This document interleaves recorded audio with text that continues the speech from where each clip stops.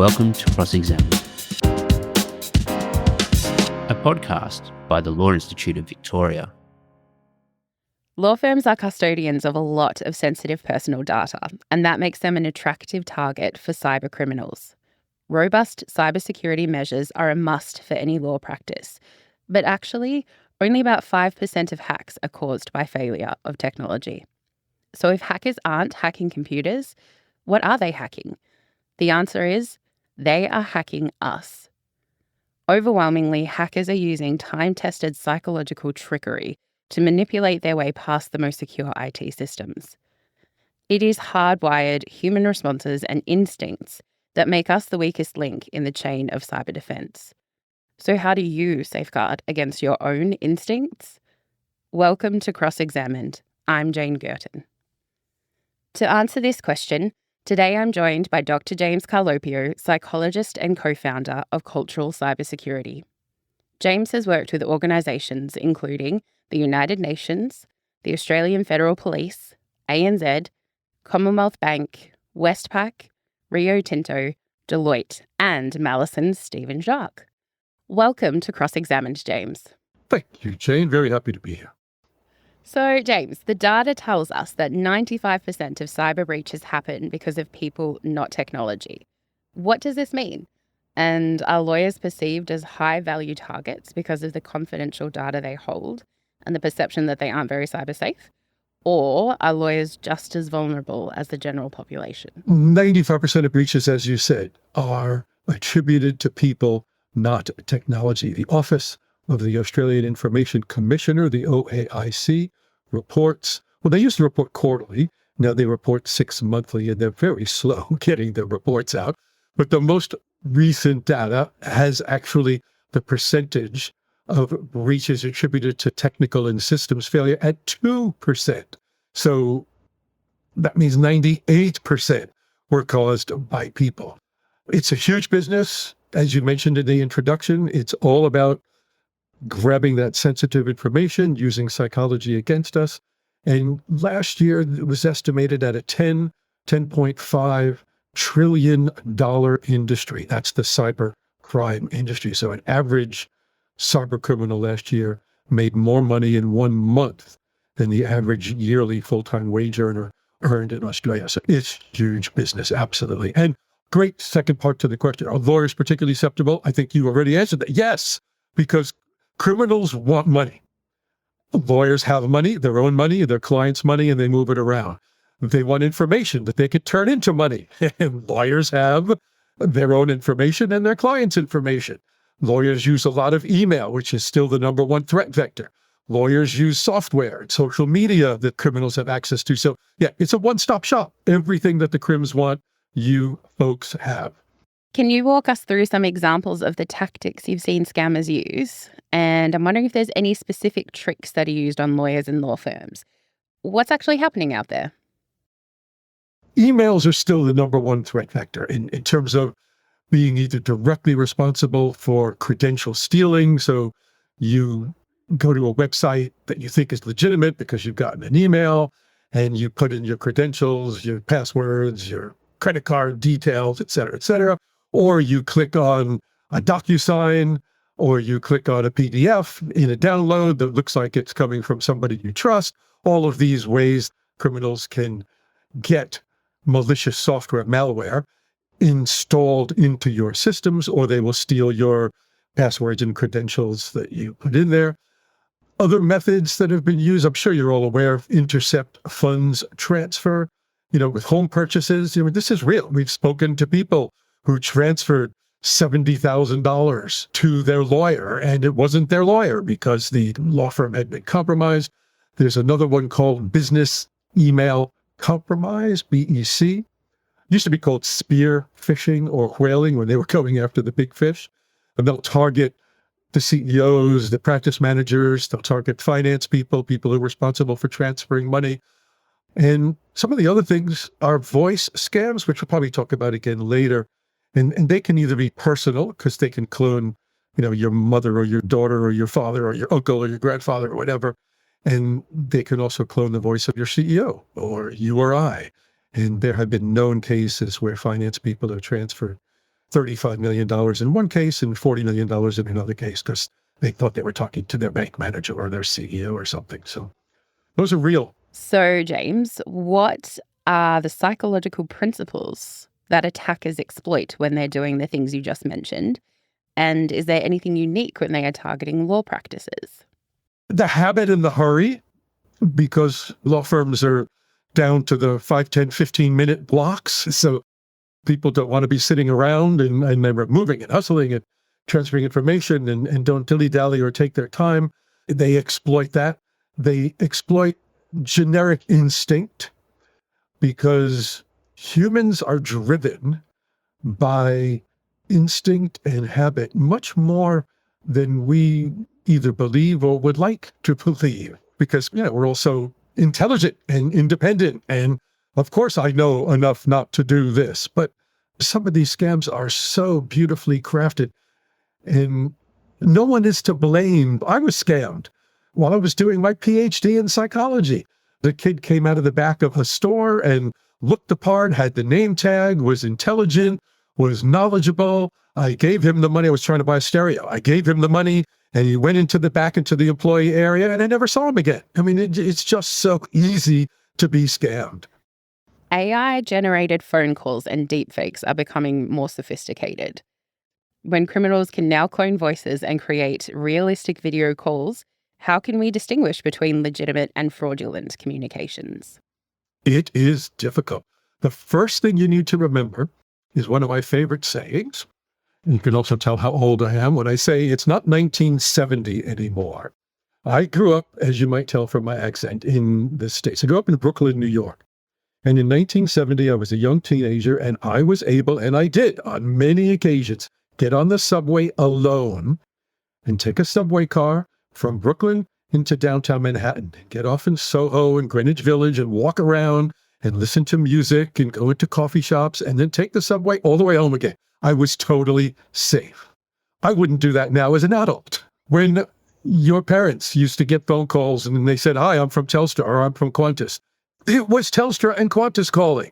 You can't trust anymore. That's the first thing you can do, right?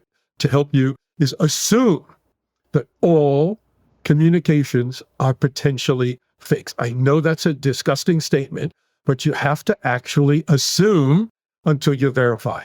Look for what's unsolicited, be suspicious of it. Look for what's odd, unexpected. We saw some images recently. They were just stupid images. You know that this is not possibly the truth. It looked beautifully crafted. There was nothing wrong that I could see in the image, but there is no way that this particular individual would be doing that. So, you just have to use that intelligence, but have a little credulity, if that's the right word. And then finally, set family passphrases. So if someone calls you and it sounds like your daughter or your son or your grandmother or your grandfather, you can ask for the family passphrase that nobody in the world knows except for you and your family to verify that's you. And we actually know some organizations now that are doing something similar for sensitive information and financial interactions, either having two-factor approval, multi-factor authentication, or passphrases that they set for a day or a week or certain kinds of transactions, because it's just almost impossible to tell. These fakes are so good now, Jayne. You mentioned that some of the oldest confidence schemes are still the most effective. Correct. Why is that? What makes something like a grandparent scam or fake wire transfer request so psychologically powerful? The 3 Ps: provision, protection, and procreation. That's our silly way of talking about some of the most powerful instincts in the human being. Right? You want to provide and protect for those that are in your family. It's not just your children, but it's your family, your friends, your loved ones. That's why the grandparent scam is so powerful. We had a lady on one of these kind of calls that we do with our clients. She had us all in tears telling us about the time when she got a phone call from the voice of her daughter who was being beaten after being kidnapped. How do you describe that, right? I mean, you would do anything. And that's why they're powerful, Jayne, because people are emotional. People are driven by instincts, and the crims know this, and they ruthlessly, disgustingly will use it against your 14-year-old daughter or your 84-year-old grandparent. From a practical standpoint, what are the most effective prevention strategies a law firm can implement without a significant financial investment? What's the day-to-day practice? And should lawyers be talking to their clients about cybersecurity? Gotcha. Good. No, great questions. It will take some investment of at least time and energy, if not a little bit of money, because some of the best things you can do is constantly educate, train, and develop people's what we call cyber life skills, right? It's not just about awareness. Awareness is great. I'm aware that this happens, but it doesn't mean I have the skill to do anything about it. So we constantly have to keep people up to date on what is happening. But then how do you recognize a phishing email? Well, that's doable. What are the cues to look at when you hear a deepfake audio or a deepfake video? What are some of the specific things we know about creating good passwords, for example? There are certain skills that we need that we're just not given. We're taught how to drive a car, we're taught how to make toast or rice, but we're not given the basic cyber life skills we need. So remember that awareness does not equal skill. So some investment, it could be small, but it needs to be at least of time and education on skill development. In terms of day-to-day practice, Jayne, everybody's going to hate me when I say this, but use strong, long passphrases wherever possible. And I know that's horrible because I never remember them, right? So that's why we suggest people using appropriate password management software. If you don't know how to use it or you're worried about using it, talk to your IT people. There are really good ones out there that are usable. Some of the other things you need to do as a firm, especially a law firm now, is run phishing simulations. So you get somebody or your IT team sends out monthly fake phishing simulations. So they're phishes, but they're sent internally. So they're not real. They're not going to catch anybody in terms of having them go to a potentially horrible site. It's going to take them to a fake horrible site. So when they do go to the wrong place, they then get educated about that and they learn the skills they needed to stay safe. And then they get better and better at it. And then you measure that and you reward that and you report that. And you get what you measure and reward in organizations. So that's really, really important. A couple of other things, Jayne, link it to occupational health and safety. We found a couple of organizations doing that and having it really work because it's just part of occupational health and safety now, right? Keeping people safe at work. And the last thing, and my fave, is there's an old psych saying that if you want to make something important to somebody, make sure it's personal to them and relevant to them. So make cybersecurity important to staff, yes, but to their family, to their children, to their parents, to their grandparents, to their friends. Then it's personal and important to them. The byproduct is it helps keeps the law firm safe. And the byproduct is it gets people's attention and they don't feel like they're being done to so much. Looking ahead, what emerging threats should the legal community be preparing for? Mm-hmm. And I'm wondering, how can firms build a culture where people actually care about cybersecurity and not just ticking the box with annual compliance training? Gotcha. Good. Looking ahead, emerging threats. Unfortunately, AI is helping the criminals as much, if not more, than some of us in our normal work lives. AI is making the phishing, for example, more frequent, faster, more customized, more effective. Let me explain. Somewhere between 70 and 80% of Australians' personal and private data is sitting in a database called a data lake now on the dark web. It's already there. So we've already been compromised because of the big three from 23, Optus, Medibank, and Latitude Financial, because of Qantas, because of the 40 or 50 that have happened since then. It's already out there. So what they're using AI for is to query that database and say, give me the information we have on law firms. They targeted law firms for about a 3-month period last year. They then moved on and targeted hospitals and healthcare for a while. They're kind of running thematic campaigns now. So they find the information from this huge database using AI, then they customize the campaign using AI. Psych studies vary, but it's staggering how much more successful the AI-driven campaigns are because the criminals are getting better and we're not keeping our skills. So your second part of your question was about the culture, which of course we care about a lot at Cultural Cybersecurity, which is the company that I work for, because culture is what drives behavior at work. Yes, rules and regulations and policies and procedures are important too, but it's role modeling from the top down, and it's what you measure and reward. So as we mentioned earlier, Jayne, link it to family, not just work. Make it important and relevant to people, but the senior group has to role model it, and they have to communicate top down. That drives the culture. Your board has to be measuring this, and your senior practice management group has to be getting reports on how well did we do on the phishing simulation campaign this month? How many people clicked? How many people reported? How many people that clicked actually went and entered their credentials? And how are we going to get better at this and continuously improve? And then link that to people's performance management. And it won't be rocket science. You will see people paying attention and they will get better. From what you're saying, it sounds like cybersecurity really is a whole of person, whole of family, whole of world responsibility. Got that right. What's the one thing, or maybe two or three things, you'd want our listeners to do after hearing this podcast to improve their cybersecurity or scam awareness? Good final action question, Jayne. As we mentioned earlier, no more ever, not once in the history of the OAIC data, have they attributed breaches more than 2 to 5% to technologies. The first thing is use all the technology you possibly can.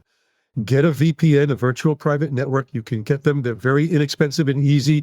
Even if you don't work in a law firm, if you're an individual, you can use any one of the big cybersecurity software companies. I don't want to name one because I've got no particular interest in any of them, but any one of them that'll sell you a virus protection software will also sell you a VPN. It's a very easy download.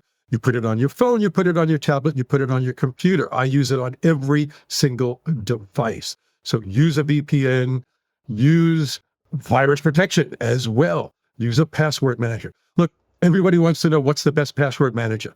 If you have an IT team or an IT guru you can talk to, great. If not, the best way is to do your own search. And the thing that we suggest from Cultural Cybersecurity is, if you can, use one that you pay for. Because all VPNs and all password managers, you get what you pay for. So if you go to a reputable company and you pay $50 a year, $150 a year, whatever it is, you can get the whole suite, and they're very easy to use. I'm a non-technical person and I can use them. Right? I'm a psychologist. If I can use these, the average person listening to this will be able to use it as well. Last couple of things, Jayne, and everybody's going to hate me when I say this.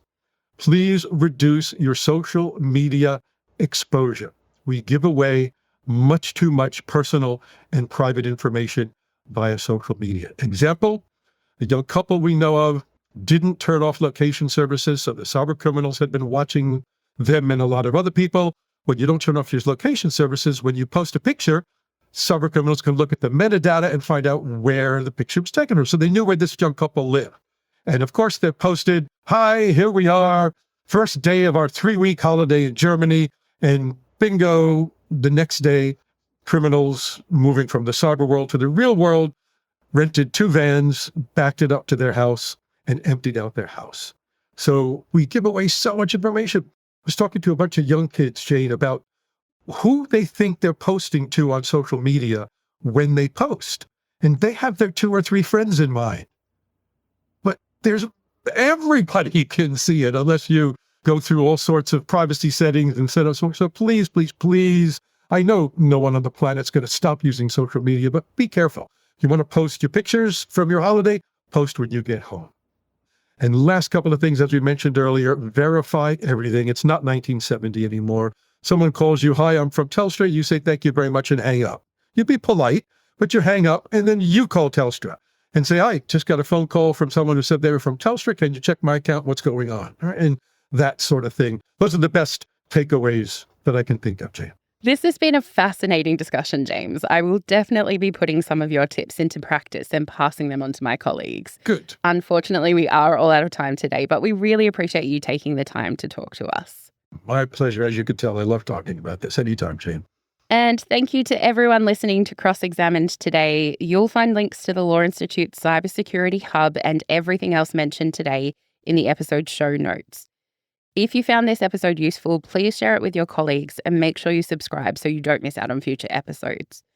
Until next time, thanks for listening to Cross-Examined.